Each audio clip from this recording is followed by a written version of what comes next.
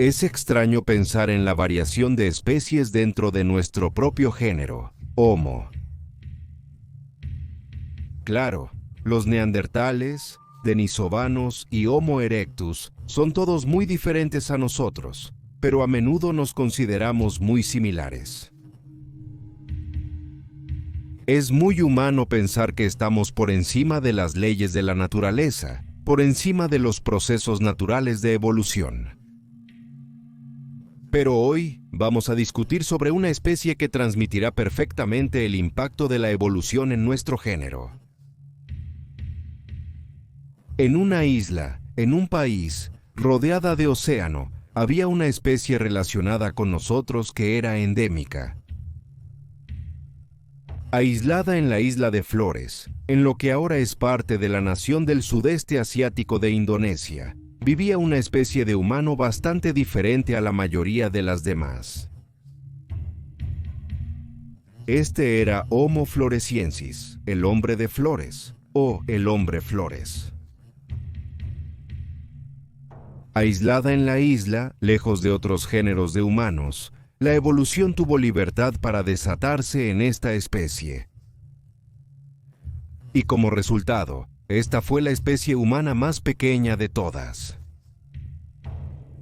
Con una estatura de poco más de 1 metro, Homo floresiensis ha sido cariñosamente apodado el Hobbit de la vida real, después de John Ronald Reuel, el libro homónimo de Tolkien. Esta pequeña especie humana era bastante diferente a cualquier otra cosa en el registro fósil humano, con quizás la excepción de Homo luzonensis, cuya evolución cuenta una historia similar en la isla de Luzón en Filipinas. Y hoy estaremos diseccionando lo que sabemos sobre Homo floresiensis. Vamos a viajar atrás en el tiempo a la isla indonesia de Flores, para descubrir cómo era este extraño ser, cómo vivía, cómo evolucionó y, finalmente, cómo se extinguió. Es un caso bastante único, ya que presenciamos de primera mano el proceso de evolución en acción y cómo afectó a algunos de nuestros primeros parientes. Únete a nosotros, mientras realizamos un viaje a través de la vida del Homo floresiensis, o el Hobbit de la vida real.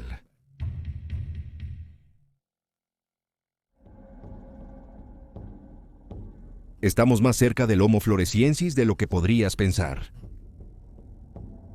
Aunque podría parecer que una especie humana con un sonido tan primitivo se perdería en los anales del Pleistoceno medio, en realidad solo se extinguió hace alrededor de 50.000 años. Habiendo aparecido en escena hace alrededor de 190.000 años. Es un tiempo relativamente corto para que una especie esté presente en el planeta Tierra. Casi un cuarto del tiempo que los neandertales vagaban por las heladas regiones del norte durante la infame Edad de Hielo.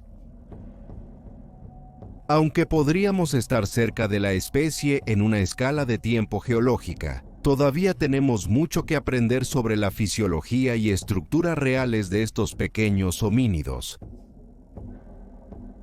La ciencia ha conocido sobre el Homo floresiensis desde septiembre de 2003, cuando un equipo de arqueólogos australianos e indonesios se dirigió a la cueva Liang Bua de Flores, con la intención de investigar los orígenes de la migración humana desde Asia hasta Australia, suponiendo que las islas indonesias se utilizaron como escalones en el camino. Mientras se realizaba la investigación, uno de los arqueólogos del equipo hizo un hallazgo notable: los huesos de una especie humana que debió haber sido de poco más de 1 metro de altura como máximo. El espécimen fue nombrado LB1 en honor a la cueva en la que fue encontrado, y se desenterraron múltiples esqueletos adicionales durante los siguientes 12 meses. En total, se conocen alrededor de 15 esqueletos incompletos para la ciencia en su conjunto, uno de los cuales fue encontrado con un cráneo parcialmente conservado, dándonos una buena indicación de la estructura facial de Homo floresiensis. La propietaria del cráneo ha sido apodada la pequeña dama de flores, y se estima que tenía alrededor de 30 años cuando murió. Otros restos fósiles atribuidos a la especie incluyen dientes, huesos de brazos y piernas, pies, dedos, caderas y hombros.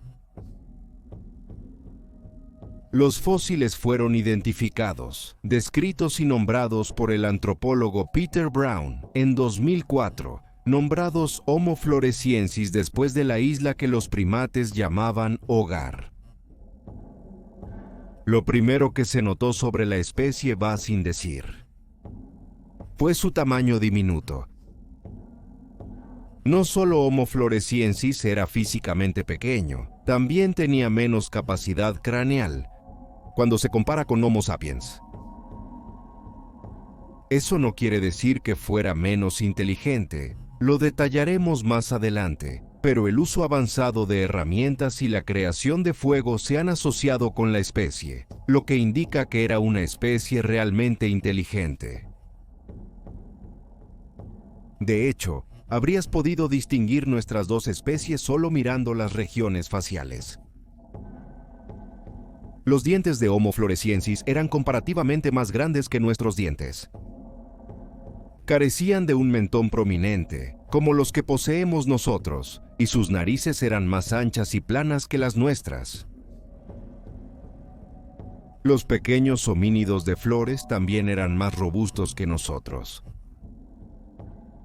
Sus huesos de las piernas eran comparativamente más gruesos, y sus pies eran largos y planos, con dedos cortos. Como resultado, los individuos de Homo floresiensis habrían doblado sus rodillas más hacia atrás de lo que nosotros hacemos al caminar, obligándolos a tener velocidades de locomoción bajas y una marcha inusual, que los habría hecho dar pasos altos en lugar de viajar con los pies bajos al suelo. La orientación de los huesos de sus brazos difería de los nuestros. Las articulaciones de los codos de Homo floresiensis no eran tan flexibles como las nuestras, y esto los obligaba a una posición de encogimiento casi constante, con movimiento limitado de las articulaciones del brazo. Las muñecas de estos homínidos también eran más parecidas a las de los primeros homínidos Australopithecus, los que bajaron de los árboles por primera vez en dos patas en el Pleistoceno medio. Eso no quiere decir que sus cuerpos fueran menos avanzados que otras especies humanas. Habían evolucionado para adaptarse a un papel específico en su nueva isla hogar, y cada adaptación habría sido resultado de la evolución para adaptarse a ese nuevo hogar.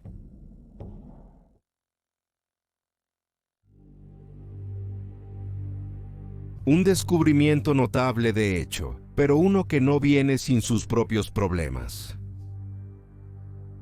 En el momento en que se descubrió, Homo floresiensis era diferente a cualquier otra especie humana conocida por la ciencia. Aunque la especie fue nombrada como distinta de Homo sapiens en 2004, pronto surgieron múltiples teorías que sugerían que esto era un error y que estos pequeños habitantes de Flores eran en realidad miembros de la especie Homo sapiens, que sufrían deformidades físicas como resultado de defectos de nacimiento.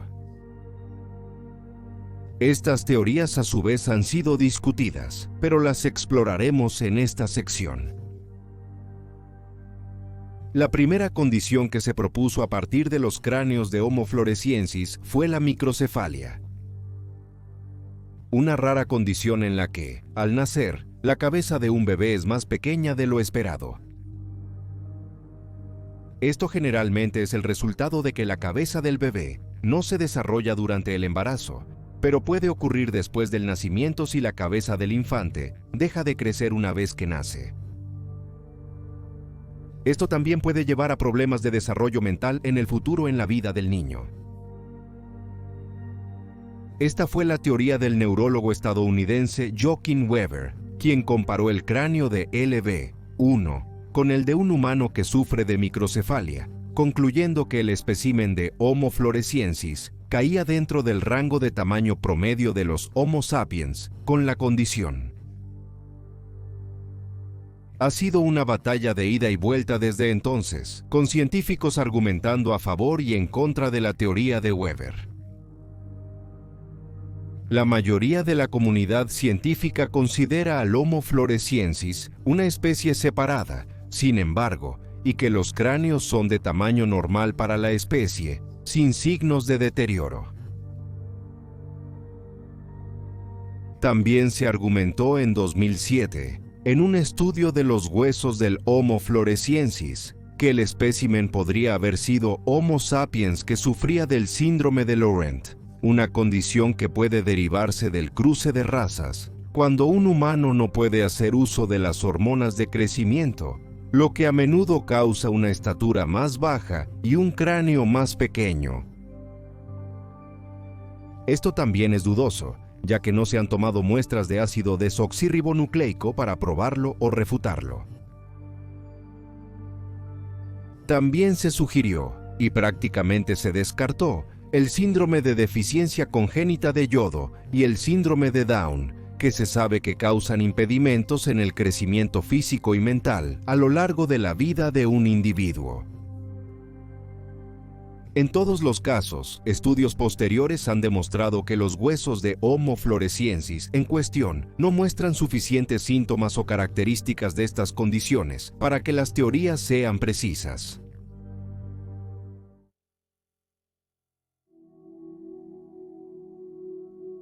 Entonces, sabemos cómo era el Homo floresiensis y dónde se encontró. Pero ¿cómo evolucionó? ¿Cómo una especie descendiente de homínidos casi del tamaño de los humanos modernos se volvió tan pequeña en comparación? La respuesta se puede encontrar en su entorno. Islas. El enanismo insular, o enanismo insular, es el proceso evolutivo que se llevó a cabo para producir al Homo floresiensis. ¿Pero cómo funciona? Nuestros pequeños primos homínidos son en realidad un excelente ejemplo. Cuando los descendientes de Homo floresiensis llegaron por primera vez a Flores, quedaron atrapados allí inadvertidamente. No se sabe con certeza exactamente cómo llegaron sus descendientes a Flores. Quizás flotaron sobre escombros, llevados por los vientos oceánicos desde la Asia continental. Quizás incluso nadaron, saltando de isla en balsas de bambú a través de varias partes de Malasia e Indonesia, mientras avanzaban. Alternativamente, podría ser que surgiera un puente de tierra temporal, conectando Flores con el área donde vivían los descendientes de Homo floresiensis, solo para desaparecer y atrapar a una población allí con el tiempo. A lo largo de los milenios, los descendientes de Homo floresiensis comenzaron a cambiar en correspondencia con su nuevo entorno. En el continente, un homínido podía viajar a donde quisiera. Sin barreras naturales, la comida era abundante y el mundo era suyo para explorar. Sin embargo, en una isla rodeada por el océano, estas personas quedaron atrapadas. Por una razón u otra, no lograban salir de la isla de manera segura. Una isla es solo tan grande, y los recursos alimenticios, si no puedes abandonarla, son limitados. Por lo tanto, interviene la selección natural, y para aquellas especies que lo logran, evolucionan tamaños pequeños. Ser más pequeño generalmente significa que no requieres tanta comida para alimentar tu cuerpo, y a su vez, eso te hace mejor adaptado para lidiar con un ambiente limitado. Hay muchos ejemplos modernos de enanismo insular en todo el mundo. La isla de Nosihara, frente a la costa de Madagascar, está llena de criaturas que son mucho más pequeñas que sus contrapartes de Madagascar continental, debido al enanismo insular. Los ejemplos incluyen el lémur enano de Nosihara y el camaleón enano de Nosihara. Ambos son solo una pequeña fracción de sus tamaños habituales cuando se encuentran en otros lugares. Hasta a los dinosaurios les pasó. Europosaurus, un género de dinosaurio saurópodo de cuello largo relacionado con el famoso Brachiosaurus, quedó varado en islas, que ahora son partes de Baja Sajonia en Alemania. Como resultado, estas criaturas medían 6 metros de largo, relativamente pequeñas, cuando tomas en cuenta que sus primos del continente alcanzaban los 23 metros. Por el contrario, el gigantismo insular también puede ocurrir. Esencialmente, esto es lo opuesto a lo que le sucedió a Homo floresiensis. En lugar de que los animales grandes se encojan, los animales pequeños crecen. A menudo, si hay una abundancia de comida disponible para ellos en esa isla, que no está siendo explotada por una especie que ya es parte de ese ecosistema. Ejemplos modernos incluyen las tortugas gigantes de Galápagos, el águila filipina y el geco gigante de Nueva Caledonia. Mientras que en la lista de extintos tenemos moas gigantes, lémures perezosos y dodos.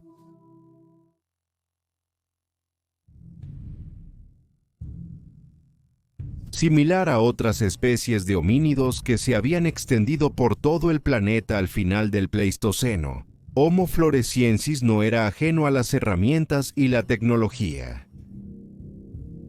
No estaban al nivel de algunos de los miembros posteriores del género Homo, como los sapiens y neanderthalensis, pero hacían el trabajo que los diminutos hombres de la isla necesitaban que hicieran: ayudarles a alimentarse. Algunas de las herramientas utilizadas por los primeros habitantes de Flores incluyen lascas y cuchillas de piedra, herramientas de perforación y puntas. Estas herramientas datan de hace alrededor de 102.000 años y probablemente se usaban para cortar y apuñalar a mamíferos de tamaño pequeño a mediano, que eran cazados por el Homo floresiensis. Además, las investigaciones que se han llevado a cabo sobre el pulido y los residuos en algunas de las herramientas de piedra de Flores indican que estas personas estaban utilizando algunas de las cuchillas y dispositivos de corte para dar forma a la madera, lo que podría haber señalado que eran capaces de usar lanzas o trampas. Estos habrían sido básicos, no hay duda de eso, pero habrían sido capaces de herir efectivamente a los animales que el Homo floresiensis prefería cazar para que la tropa se acercara con sus lanzas y cuchillas. También tenemos evidencia concreta de que el Homo floresiensis era capaz de usar y controlar el fuego. Los huesos de animales de la región muestran signos de quemaduras, lo que parece indicar que fueron cocinados, o al menos sostenidos sobre un fuego para hacer la carne más palatable. Al igual que otros humanos primitivos, es razonable pensar que el Homo floresiensis quizás sabía cómo transportar el fuego o cómo aprovecharlo al máximo cuando cazaba en el campo.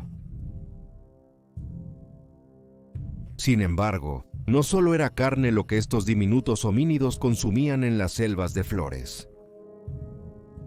Las evidencias apuntan a que estos primeros humanos cocinaban tanto carne como materia vegetal. Y el desgaste en los dientes de los especímenes recolectados podría estar allí como resultado de los individuos masticando materia vegetal, dura y fibrosa. También es sensato especular que mientras recorrían sus hogares insulares, habrían recogido una variedad de frutas para complementar sus posiblemente diversas dietas.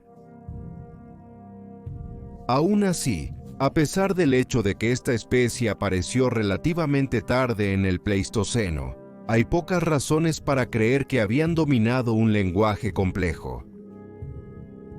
La falta de evidencia apunta a que estos habitantes de la isla desarrollaron sus tractos vocales hasta el punto en que podrían mantener una conversación decente. En cambio, es posible que hicieran una serie de sonidos parecidos a palabras, incluyendo gruñidos, alaridos, gritos, chillidos y chasquidos.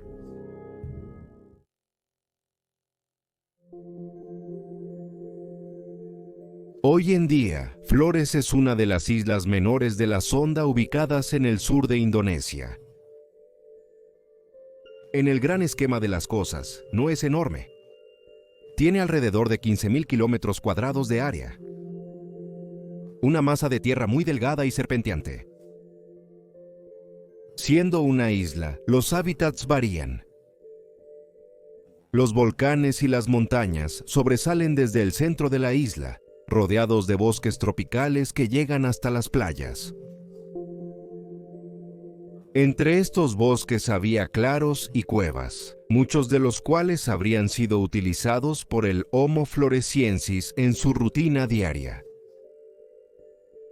Playas arenosas, mares cálidos y arrecifes de coral rodean la isla, y la isla está absolutamente floreciendo con flores y vegetación.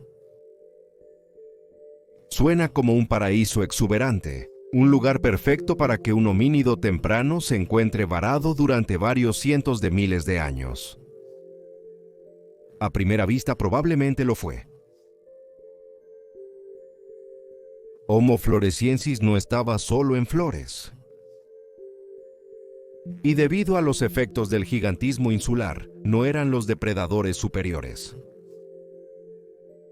Nuestros pequeños primos vivían a la sombra de un mortal cazador reptiliano, que sin duda habría hecho una comida de ellos, dada la oportunidad. El infame dragón de Komodo. Como el lagarto más grande del mundo, este depredador de élite puede alcanzar alrededor de 3 metros de longitud en circunstancias extremas y puede representar fácilmente una amenaza incluso para los miembros más preparados de nuestra propia especie. Aún vive en las islas que rodean Flores hasta el día de hoy, donde utiliza un método de caza bastante macabro. Combinando sus afilados dientes con una mordida venenosa, todo lo que necesitan estos enormes lagartos monitor para matar a su presa es un solo mordisco. En tiempos modernos, los grupos de caza de dragones morderán a animales de gran pezuña, y luego simplemente esperarán a que el veneno y el sangrado surtan efecto, permaneciendo pacientemente al lado mientras la víctima sufre una muerte macabra e inoportuna. Es seguro que se produjo un conflicto entre Homo floresiensis y los dragones de Komodo en las selvas y claros de Flores, y a menos que los pequeños homininos tuvieran suerte, es posible que no les haya ido bien a menudo. Afortunadamente, los primates habrían podido trepar, en circunstancias desesperadas, fuera del alcance del veneno, los dientes y 70 kilogramos de músculo. Otro carnívoro, menos probable, también estaba presente en Flores en la época del hombre de Flores. Lamentablemente, ahora está extinto, perdido en el vacío de la historia natural, pero en vida, seguramente fue espectacular. Leptoptilus robustus era su nombre, una cigüeña bajo el hechizo del gigantismo insular, del tamaño de un Homo sapien adulto. Con casi 2 metros de altura, se han desenterrado restos de la cigüeña en la cueva de Liangbua, junto a especímenes de Homo floresiensis. Ya sea que una especie cazara a la otra o no, ciertamente eran vecinos cercanos. Como miembro del género Leptoptilus, esta cigüeña tiene 3 parientes existentes: la cigüeña marabú de África y los adjutantes menor y mayor de Asia. Los científicos han podido inferir que, debido a la cercanía con estas aves vivas en el árbol genealógico de las cigüeñas, la cigüeña gigante de Flores probablemente se veía muy similar, solo que más grande y probablemente también más malvada. Aunque sus primos modernos son principalmente carroñeros, se sabe que cazan presas vivas. Peces, insectos, anfibios, crías de cocodrilos e incluso flamencos son capturados fácilmente por estas aves de apariencia extraña. Un puñado de científicos han teorizado que la gigantesca cigüeña de Flores pudo haber sido capaz de llevarse a individuos de Homo floresiensis, potencialmente miembros jóvenes o enfermos de la tropa. Si es así, era un mundo peligroso para estos primates de tamaño reducido. El gigantismo insular también se extendió a algunos de los residentes más improbables de Flores, las ratas. Mucho más grandes que las ratas marrones o negras que se pueden encontrar en el hemisferio norte, estos roedores, de más de medio metro de longitud, aún existen en la isla hoy en día. Sin embargo, no solo las ratas gigantes habrían compartido los bosques con Homo floresiensis. Una colorida variedad de aves, reptiles, anfibios e insectos habrían revoloteado, saltado y zumbado a través de la maleza. Algunos de los cuales probablemente fueron cazados por los homínidos como comidas fáciles.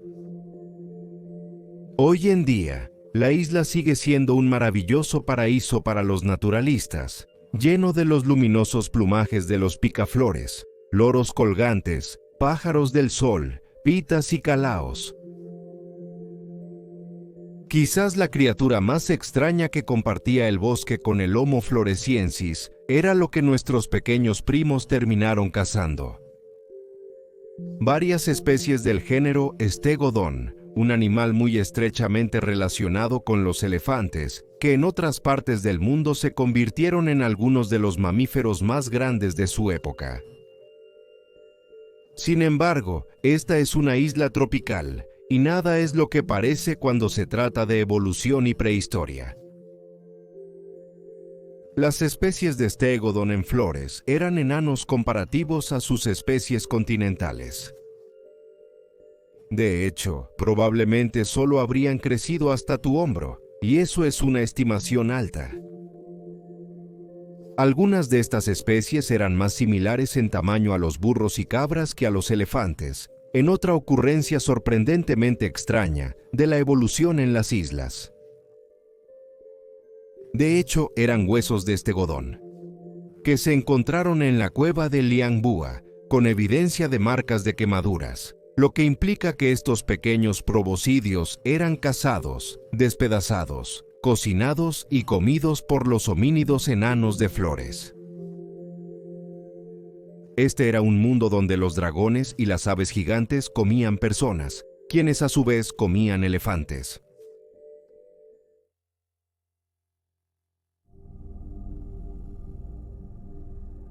Como probablemente te hayas dado cuenta, no hay ninguna otra especie de ser humano viva en el planeta Tierra hoy en día.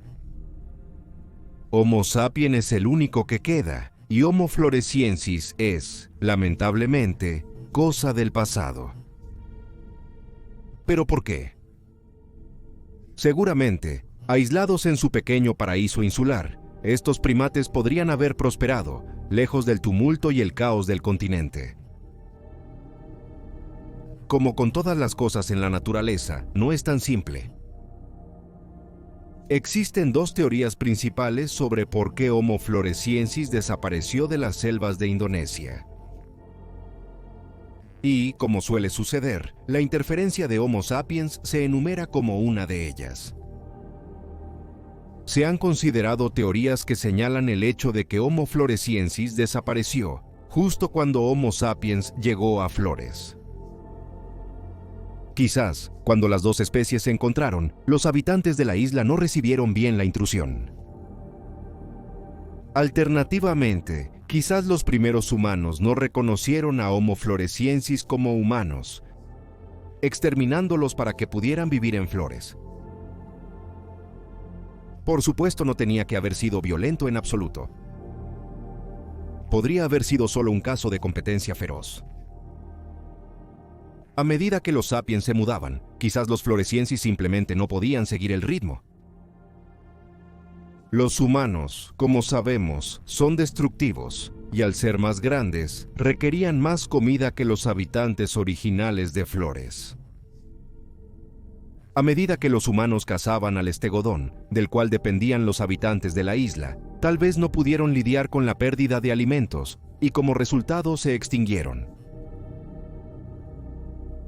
Alternativamente, existe la posibilidad de que los pequeños homínidos fueran víctimas de su propio entorno. Flores es una isla volcánica, con un volcán activo principal, Kalimutu.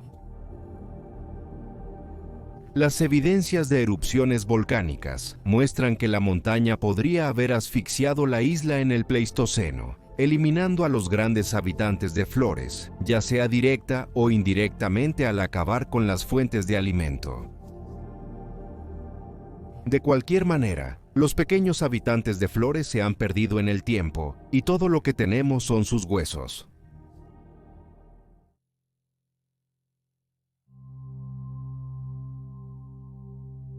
En todo el mundo, abundan una miríada de mitos sobre historias de hombres salvajes o hombres mono que se esconden secretamente en las regiones boscosas del mundo. A menudo se culpa a las especies prehistóricas, o se atribuyen a estas historias, a menudo con poca evidencia concreta. Pero las historias son interesantes, por decirlo menos. Homo floresiensis no es diferente. Sin embargo, como puedes imaginar, no van a ser el tema de una historia similar a la de Bigfoot. Tampoco son la explicación para el Yeti del Himalaya. No, Homo floresiensis ha sido incluido en el folclore indonesio en el mito del Ebu Gogo. Los habitantes de Flores han contado por largo tiempo sobre diminutas criaturas antropomorfas que corretean por las selvas de la isla. Han nombrado a estas criaturas Ebu Gogo. Ebu se traduce como abuelo y Gogo se traduce como alguien que come cualquier cosa en el idioma nativo Nogai, de la región central de Flores. Las historias originadas en la isla, presumiblemente transmitidas a lo largo de las generaciones, describen a los Ebu Gogo como humanoides de movimientos rápidos, de poco más de 1 metro de altura. Sus caras y narices son anchas y planas, sus cuerpos son peludos, y supuestamente son capaces de producir ruidos de charla similares a un susurro, repitiendo lo que se les dice al estilo de un loro.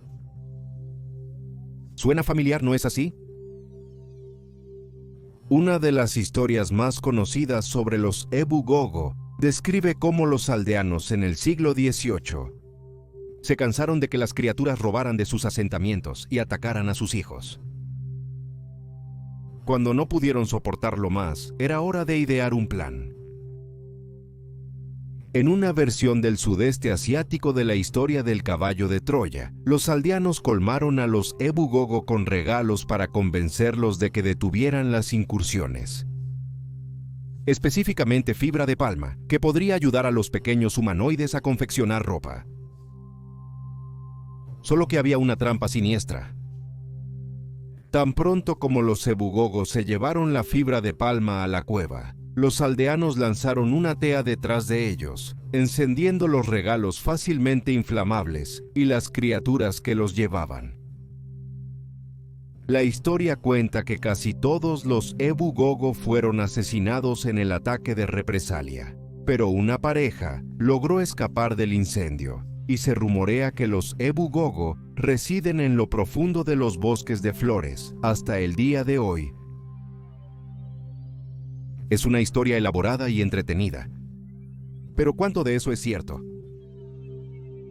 Las historias del Ebu Gogo preceden al descubrimiento del Homo floresiensis. Para empezar, se supone que estas historias abarcan generaciones, mientras que la ciencia solo ha sabido de la existencia del Homo floresiensis durante 20 años.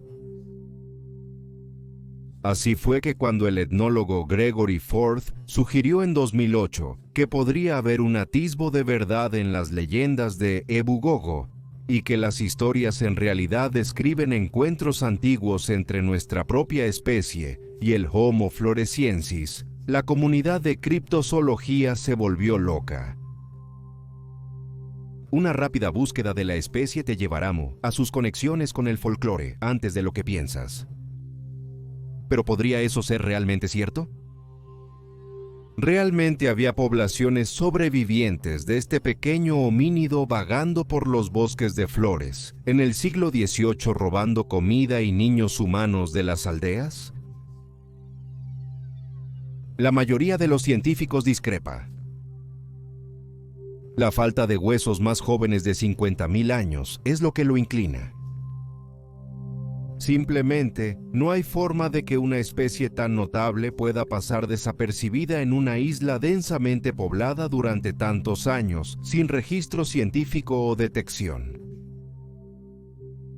Por ahora, parece que el Ebu Gogo seguirá siendo un mito hasta que tengamos pruebas científicas de un homínido extinto del Pleistoceno tardío merodeando por las selvas de Flores. Homo floresiensis también puede considerarse una referencia de la cultura pop. Hobbit es en realidad el apodo más común para estos homínidos, basado en la raza ficticia de humanoides cortos en el libro del mismo nombre.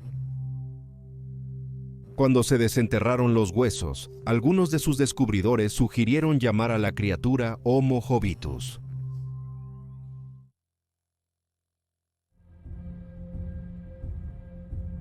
Así que ahí lo tienes, una isla más extraña que la ficción perdida en el tiempo. Un mundo donde nuestros antiguos parientes huyeron de los lagartos más grandes existentes en el mundo. Un mundo donde dichos antiguos parientes cazaban elefantes del tamaño de burros. Un mundo donde era común pasear hasta la orilla del lago para beber, solo para encontrarse cara a cara con una cigüeña más alta que un hombre. Las islas proporcionan a la evolución un lienzo en blanco para desatar el caos. Y los resultados a menudo arrojan algunos de los ecosistemas más notables en la Tierra. Así que la próxima vez que te sientes a ver tu épica de fantasía favorita, dedica un pensamiento a tus primos perdidos hace mucho tiempo, el diminuto Homo floresiensis, habitante de la isla de la antigua Indonesia.